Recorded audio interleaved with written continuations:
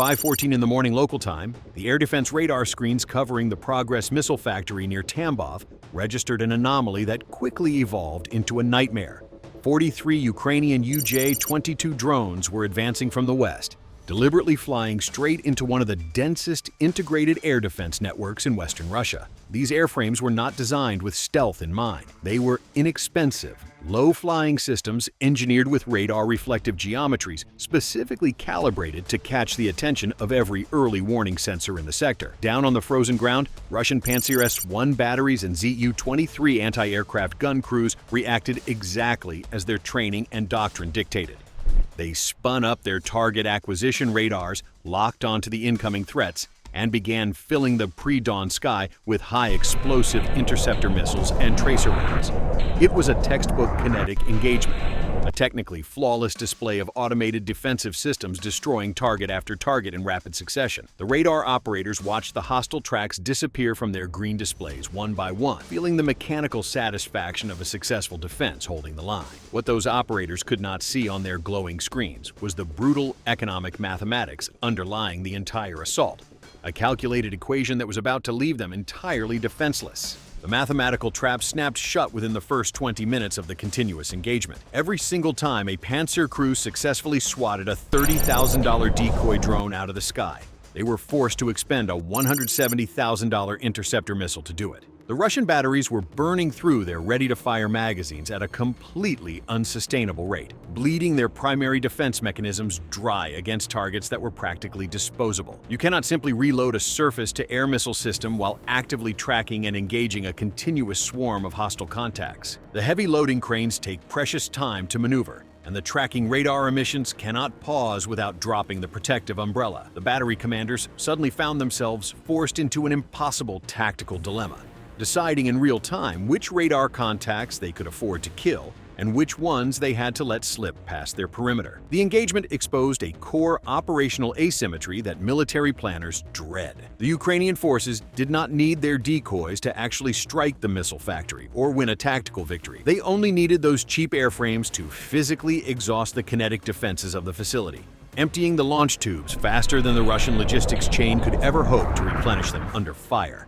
As the defensive launch rails ran dry across the entire Tambov perimeter, a second wave of heavier A-196 Luty strike drones arrived in the airspace. These weapons had been launched hours earlier from much deeper inside Ukrainian territory, their flight speeds and waypoints perfectly synchronized to reach the approach corridor right as the Pantsir interceptor missiles ran entirely out. These heavier drones carried 75-kilogram high-explosive warheads, payloads easily capable of inflicting catastrophic structural damage on the sensitive manufacturing equipment inside the missile factory. The Russian air defense crews, now critically short on interceptors and waiting desperately for reload vehicles, were forced to watch their scopes helplessly as several of these highly lethal contacts bypassed the outer defensive perimeter. Yet, as the heavy strike drones approached their final terminal dive coordinates, something completely inexplicable began to happen on the tracking displays. The incoming contacts started drifting erratically off their programmed flight vectors, their trajectories bending sharply away from the factory structures. One by one, the lethal drones pitched downward toward the Earth, crashing harmlessly into empty agricultural fields miles away from their intended targets without a single shot being fired at them. The invisible shield that had just saved the manufacturing complex was an R-330 Zhitel electronic warfare system. This was a highly advanced broadband jammer mounted on the chassis of a heavy Ural military truck, operating from a concealed forested position a few kilometers from the factory. The system had been broadcasting across a massive frequency spectrum since before dawn, creating a dense electromagnetic exclusion zone that completely overwhelmed external navigation signals. Any drone entering this invisible sphere of static was effectively blinded the moment it crossed the threshold. The Zhitel jammer was projecting a protective bubble covering a 30-kilometer radius around the factory. It flooded the local radio spectrum with so much noise that it completely washed out the extremely faint signals descending from GPS, GLONASS, and Galileo satellites orbiting 20,000 kilometers above the Earth. It simultaneously suppressed all local cellular communication bands, turning the entire geographic zone into a digital dead space. For the Russian defenders, the jammer was proving infinitely more cost-effective than their depleted missile batteries, disabling threats purely through physics. The heavy strike drones, which relied entirely on satellite triangulation to accurately calculate their exact physical position, speed, and heading over the Earth, suddenly found themselves possessing absolutely no idea where they were flying in the dark. Their internal flight computers, desperately seeking a lock on any positioning satellite, were fed completely corrupted navigation data through the overwhelming static of the Russian electronic warfare system. This corrupted stream of telemetry commanded their control surfaces to make erratic and unnecessary adjustments,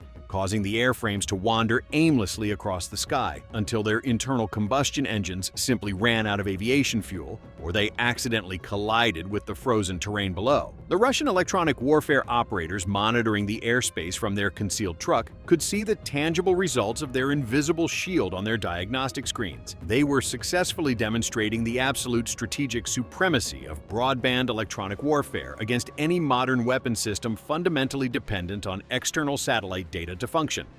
But the invisible shield was about to face an entirely new class of threat that completely ignored the stars for directions. The entire tactical picture shifted abruptly when a third group of unidentified autonomous drones crossed directly into the 30-kilometer jamming bubble surrounding the missile manufacturing complex. The Russian electronic warfare technicians inside the Ural truck stared at their diagnostic screens, confirming repeatedly that their broadband jammers were pushing maximum electrical power across all satellite and cellular frequencies simultaneously. The electromagnetic static was effectively suffocating the regional airspace, creating an impenetrable wall of digital noise.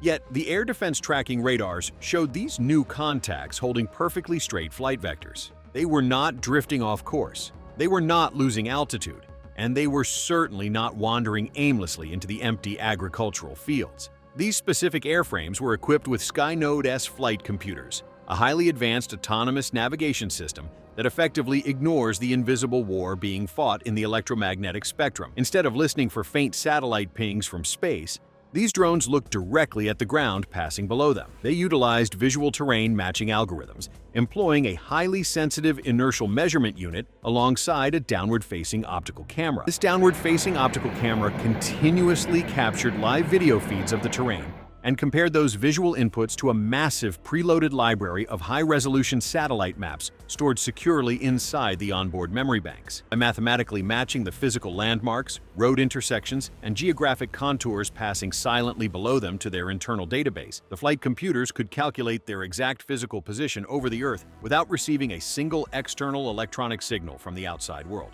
Because the Skynode systems were operating completely independent of the electromagnetic spectrum and immune to GPS denial, the massive dome of electronic interference generated by the Russian Zhitel truck was entirely irrelevant to their mission parameters. The Russian radar operators frantically tracking the incoming autonomous drones soon realized a terrifying mathematical detail about the approaching flight paths. The radar contacts were not heading toward the sprawling industrial structures of the Progress missile factory at all. Their calculated flight vectors were converging precisely on the forested, previously concealed position of the electronic warfare jammer itself. The entire dynamic of the engagement flipped in seconds. The realization hit the Russian Defensive Command simultaneously with the devastating understanding of their own manufactured vulnerability. The entire morning of intense combat, the initial wave of 43 disposable decoys, the panicked depletion of the Pantsir and anti-aircraft magazines, and the arrival of the heavy strike drones had all been a meticulously choreographed diversionary tactic. The missile factory was never the primary target of the dawn assault. The overarching operational goal was to deliberately drag the regional air defense network into a massive kinetic engagement, empty the interceptor missile tubes, and leave the highly valuable electronic warfare truck completely naked and undefended against an autonomous precision strike. With the missile batteries utterly depleted and the mobile gun trucks physically out of position to intercept the new threat axis, the jamming crew had absolutely no kinetic defense remaining. At exactly 6:58 in the morning, a drone carrying a 75-kilogram high-explosive warhead plunged directly into the Ural truck, detonating on impact. The electronic warfare vehicle disintegrated in a massive shockwave of thermal energy and tearing metal, and the 30-kilometer jamming dome instantly collapsed into nothingness. The moment the electronic warfare truck evaporated in a catastrophic fireball, the suffocating blanket of electromagnetic suppression that had blanketed the region vanished entirely. Across a 30-kilometer radius, local civilian cellular communication towers that had been completely paralyzed since the early hours of the morning suddenly reconnected to their broader regional networks. Diagnostic indicator lights on military and civilian communication relays simultaneously flipped from red to green, restoring satellite navigation signals and cellular service almost instantly to the entire geographic zone. However, the final phase of this meticulously planned operation revealed a much deeper and infinitely more destructive strategic objective. The true target of this massive airborne assault was not located anywhere inside the sprawling industrial complex of the Progress missile factory, nor was it the charred, smoking remains of the electronic warfare truck. Weeks earlier, a highly sophisticated but technologically simple improvised explosive device had been meticulously buried deep beneath the crushed stone ballast of a railroad track positioned directly west of the factory complex. This hidden package consisted of a simple commercial mobile phone wired directly into a military-grade blasting cap, waiting completely silently in the dark dirt for a single incoming cellular call to complete its lethal electrical circuit. This specific stretch of reinforced steel railroad was not a random target of opportunity selected at the last minute by the Ukrainian operational planners. It was a primary logistical choke point, a critical single-track bottleneck dedicated entirely to funneling heavy military equipment. Massive crates of artillery ammunition and refined aviation fuel shipments directly toward the heavily contested southern front line and the Crimean Peninsula.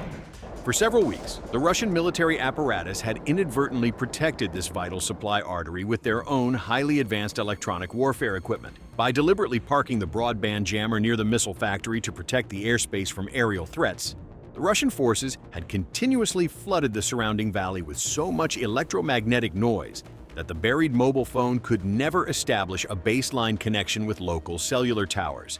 The improvised explosive device was effectively rendered dormant, trapped securely inside an invisible digital cage constructed by the very people it was designed to destroy. But now, with the jammer completely eliminated and the local airspace completely drained of interceptor missiles, that digital cage had been permanently shattered, and the dormant explosive device was fully connected to the active cellular grid. For several hours following the morning drone strikes, the regional rail classification yard remained completely unaware of the invisible kinetic threat currently sleeping quietly beneath their primary tracks. Emergency repair crews focused their entire operational attention on the smoking, twisted ruins of the electronic warfare truck located miles away, actively convincing themselves that the primary threat had been successfully neutralized. Normal logistical train operations confidently resumed across the entire military sector, operating under a completely false sense of absolute security. At precisely 3:34 in the afternoon, the deep, rhythmic vibration of a massive diesel-electric locomotive began transferring through the frozen ground. A massive 16-car fuel train, heavily loaded with thousands of gallons of highly volatile refined aviation gasoline, began rolling heavily through the classification yard. It was approaching the exact physical coordinates of the buried explosive device, carrying thousands of tons of critical momentum. The heavy steel locomotive wheels ground rhythmically against the metal rails, compressing the crushed stone ballast exactly where the silent package had been meticulously hidden weeks prior. The train passed directly into the center of the established kill zone, completely blind to the trap that had just been electronically unlocked by the morning air assault. At that exact synchronized moment, hundreds of kilometers away inside a secure underground facility, a single command sequence was executed by the Ukrainian operators. The physical mechanism buried beneath the tracks was terrifyingly simple but heavily reliant on the newly restored electromagnetic environment. It was a standard commercial smartphone, modified so that the electrical current normally meant to activate the internal vibration motor was instead routed directly into a military-grade blasting cap. A digital cellular signal raced across the newly restored communications network, pinging rapidly from transmission tower to transmission tower until it finally reached the buried mobile phone. For weeks, the Russian jammer had blocked this exact frequency, keeping the trigger isolated in a digital void. But now, the signal penetrated the earth without any resistance. The digital screen illuminated silently in the dark dirt, registering the incoming call. The cellular connection was established successfully. The internal processor of the phone executed the command to ring, and the electrical circuit snapped closed instantly. Instead of vibrating, the phone sent a lethal voltage spike directly down the copper wires and straight into the volatile chemical compounds of the attached blasting cap. The resulting underground explosion instantly converted the solid chemical explosives into a rapidly expanding sphere of superheated gas, violently severing the heavy steel rails holding the train. The immediate kinetic force threw the massive front locomotive violently off the track, stripping away its forward momentum and tearing the physical couplings of the train apart. The sudden catastrophic deceleration created a massive kinetic pileup. The immense physical weight of the trailing cars smashed directly into the derailed locomotive. This brutal kinetic impact violently ruptured the pressurized steel hulls of the specialized fuel tankers, physically tearing the thick metal plates apart and spilling thousands of gallons of volatile aviation gasoline directly across the crushed stone ballast. The catastrophic friction generated by hundreds of tons of grinding, twisting steel instantly created showers of high-temperature sparks. These sparks immediately ignited the rapidly expanding cloud of aerosolized fuel vapor escaping from the ruptured tanks, creating a massive thermal fireball that engulfed the entire 16-car train in a matter of terrifying seconds. The towering, uncontrollable inferno completely melted the remaining steel tracks and effectively shut down the single-track bottleneck for weeks. This massive destruction successfully severed a critical logistical supply line fundamentally required to sustain multiple Russian frontline divisions operating in the southern theater. This catastrophic logistical failure completely exposed the brilliant, terrifying asymmetry of the entire multi-layered operation. The highly visible, incredibly loud drone assault on the heavily defended missile factory was never actually designed to destroy the manufacturing facility at all. It was a macroscopic lockpick utilized on a grand strategic scale. Every single cheap drone launch, every mathematically calculated flight path, and every expensive intercepted missile was precisely calibrated for one singular purpose. The objective was to force the enemy to remove a single electronic interference vehicle from the chessboard. The entire morning of complex multi-million-dollar aerial combat was simply an elaborate means to restore a single bar of cellular service. That brief window of restored connectivity ultimately allowed a cheap mobile phone to burn an entire military logistical network to the ground.